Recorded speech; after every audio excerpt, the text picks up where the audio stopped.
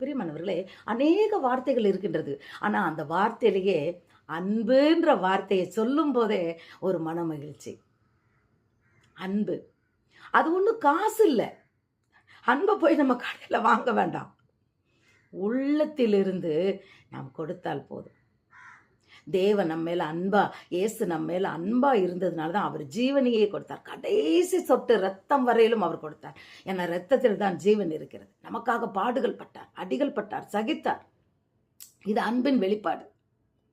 நாமும் நம் வாழ்க்கையில அன்பு, உண்மை, நம்பிக்கை இந்த மூன்றும் நம்ம இடத்துல இருக்கும்போது நம் வார்த்தை அழகான வாழ்க்கையா இருக்கும்.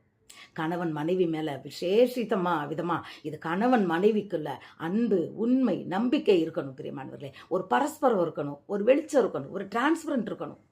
ஒருத்தருக்கு ஒருத்தர் மறைக்க கூடாது. பெற்றோர் பிள்ளைங்கிட்டையும் அப்படித்தான். பிள்ளைங்க பெற்றோர்கிட்ட மறைக்காதீங்க. என்ன நடந்தாலும் ஓப்பனா பேசுங்க.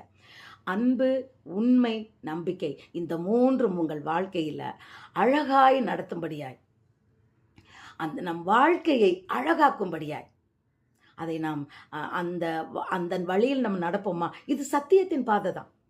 ஆண்டவர் அன்பா இருந்தார், உண்மையா இருந்தார்.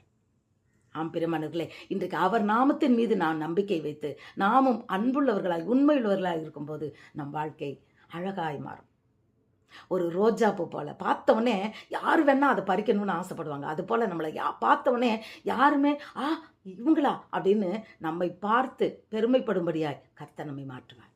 இந்த மூனை நம் வாழ்க்கையில் கடைபிடிப்போமா? God plus.